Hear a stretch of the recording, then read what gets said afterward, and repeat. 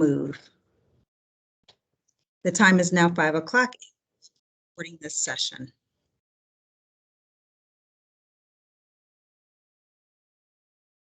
That wasn't muted.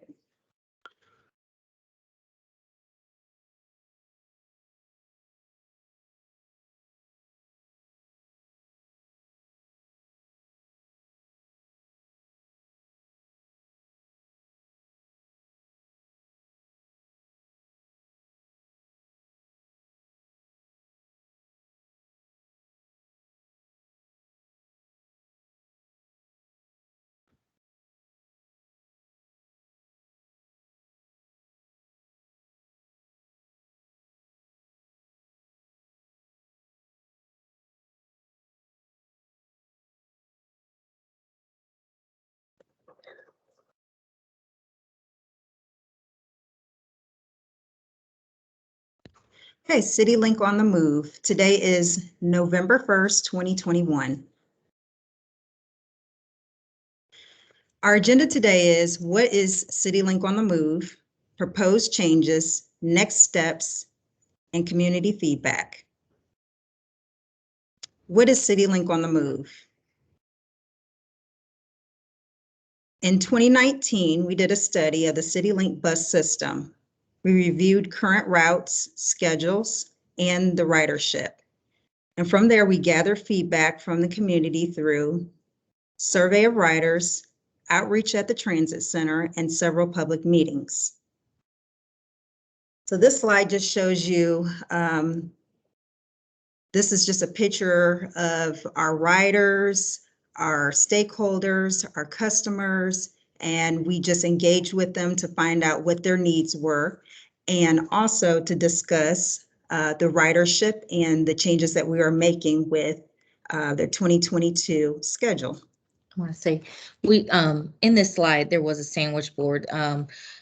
We had boards all the way out at the transit center, and we had passengers put down the things that they liked about about CityLink, and the things that they disliked, and the things they wanted to change about CityLink.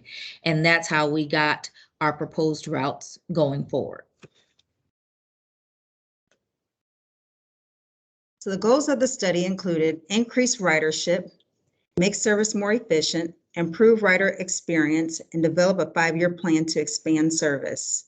With the Greater Peoria Mass Transit District, we are about innovation, change, and listening to our riders, which are our customers. The study resulted in several recommendations for 2022 service. Improve access to key destinations such as employment centers and grocery stores. More frequent midday service on routes 1, 7, 10, 13, and 20. And then later service on routes 3, 4, 7, and 11. We just knew that we had an increase of ridership during the midday and later service hours. Then also we needed to increase the Sunday service because we see that there's more people working on Sundays. Proposed route changes will result in more direct service, fewer transfers, and less duplication. Just as a snapshot, when you take a look at this slide, from 6 a.m. to 6 p.m., you just need to keep in mind that there's going to be more frequent service during the 30-minute service between those hours of 6 a.m. to 6 p.m. Turn it over to Yakita Johnson. This is a summary of proposed changes that we want our passengers to be aware of. The most significant ones are like the 9 East Side.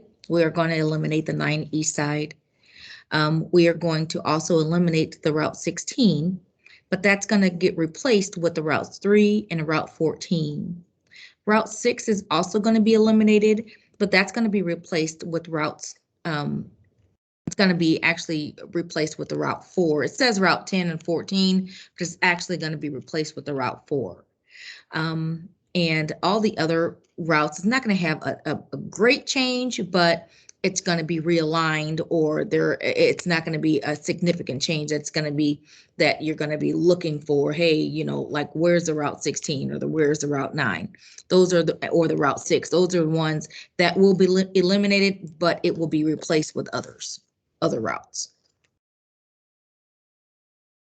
Now it's back to Shima Robinson. These proposed changes are only the start. As additional resources become available, future improvements will include increased midday service on additional routes, weekend service on all routes, improved bus stops, and new buses. And at this time, we've actually started implementing some of these things, such as the new buses. We are actually going to have some out on the road in a few weeks, and they are battery-powered buses, so we are improving our environment.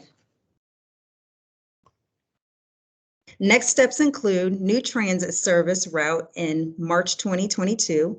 We have slicks and our flyers that will be available with new route modifications. Digital displays will be visible to riders in our transit center. Turn it back over to Yakita. So, what do you think about the proposed changes? We do have public meetings scheduled in the next couple days, November 3rd, November 5th, and November 10th. And if you want to go online to look at in more depth on where these meetings are going to be held, just go online and you can definitely come and join us and talk more with us about the proposed changes. So at this time, we would like to discuss with you and engage on your thoughts.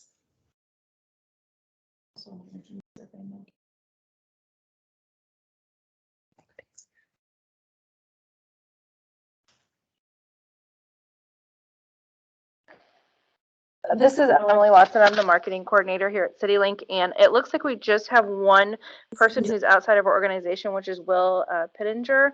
And Will, we did receive your comments online when you registered, and Yokita is actually going to read that out loud right now so we can have it on record. And then if you have any questions or want to, discuss anything with us, you're welcome to do that. You really have a pretty one-on-one discussion because you're the only one on here that's can ask any questions really at this point. So I'll let Yokita go ahead and take over and say your public comment, and then we will go from there. Okay, the public comment reads as follows. I should note the 9 is the only route connecting to East Peoria Library to the East Peoria Walmart. I would rather you have used questionnaires to figure out where people want to go and where they are coming from, rather than just the busiest stops. In addition, the 16 is a fast route to go from downtown to Northwoods. I hope the Bradley stops along University get shelters. They're among the busiest stops in the system. To answer your address your concern here, the 8 Sunnyland will service the library and it will get to Walmart. So that will be taken care of on the 8 Sunnyland. Also, you talked about the Route 16 being the fastest way to get from downtown to Northwoods, which is correct. We have added the Route 3. Since the Route 16 is going to be eliminated, we have the Route 3 that's going to get there. It's going to get there probably around, maybe in 15 minutes versus about 8 minutes that the 16 would have gotten to the Northwoods Mall. So it's not that big of a change for that particular route. Also, when it comes to the stops and the shelters, we are looking at ways to add more shelters in the future. Currently, we do not have that in place right now, but in the future, we will be looking at other areas to where we need to add shelters. As funding comes available, then we'll be able to add more and do some implementation in that area for sure. I would also like to note that in 2019, we did that. We had surveyors come in and they checked on our routes. They got on our buses and they did a count on how many people were getting on these routes and what would best serve service, what would best fit our company's needs. We also had sandwich boards out there, and we had passengers put on the pros for what they wanted, what they liked with CityLink, and the cons of what they didn't like. And the way that our new proposed routes are is what the passengers requested.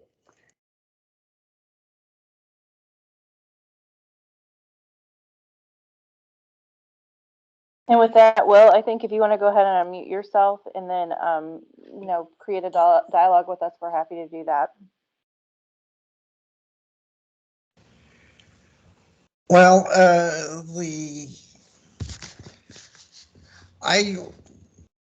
when I was talking about surveys, I was mainly thinking of asking individual people, because simply knowing where they got on and where they got off doesn't really tell you a whole lot. It basically,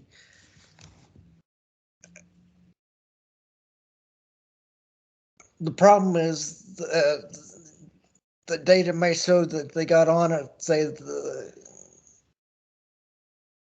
transit center, and they got off somewhere out, well, I mentioned Northwoods, but that doesn't tell you that they got on a different bus to go to the transit center on the Knoxville route, say up near Pioneer Park. And so a route headed along Pioneer Parkway might make sense for them. And you wouldn't necessarily see that in the data. I saw those people taking notes. I definitely understand your concerns there. And that's where the questionnaires came into play, and that's where the passengers had the ability to go onto the SurveyMonkey and voice their concerns, and say, hey, you know what, I get on this route, or I don't use this, or why can't we add this service to Saturdays, or why I didn't see a questionnaire. So. He said he didn't see a questionnaire. Oh, that was back in, we had questionnaires. We had sandwich boards back down at the transit center. And that was for about a week that we had those down there, and people were writing on those boards and letting us know what they wanted. And a lot of it was, they wanted later service for certain routes. They wanted Sunday service, in East Peoria. It was some good feedback from a lot of I passengers. didn't even go into the transit center half the time, and so that, and if I had written on those notes, you wouldn't have been able to read my handwriting. Oh, okay. Yeah, we tried to get as much information as we could from our passengers to see, what was the need, because we want to make sure that we're servicing our passengers as much as we can. And I was just going to say, unfortunately, we can't talk to everyone individually. We try to do as that was obvious canvassing as we can, but sometimes, things get overlooked. Keep in mind, sir, that this is just the start of our changes. As time goes on, this is a 5-year plan. So as time goes on and we feel that a service is not working the way that we need it to work, or we need to make some more improvements, we're going to do that. We're not going to wait the many years that we have waited before. We're going to tackle it and try to handle it, as vigorously as possible within this 5-year plan. So, if it's not servicing your needs today, rest assured that we can possibly, fit this into your needs maybe in the near future. Okay. Especially as we increase ridership too. And that's a big key. Ridership is a big key in how we, align our transit system. So if the ridership is there, we're going to definitely accommodate those passengers and get them the service that they need. But if it's low ridership, then it may not benefit us the way that it needs to, that we need it to for making the change. Mhm. Well, those were my thoughts anyway. Thank you for your thoughts, and we'll definitely keep that in mind. Do you have any other questions? No, Okay.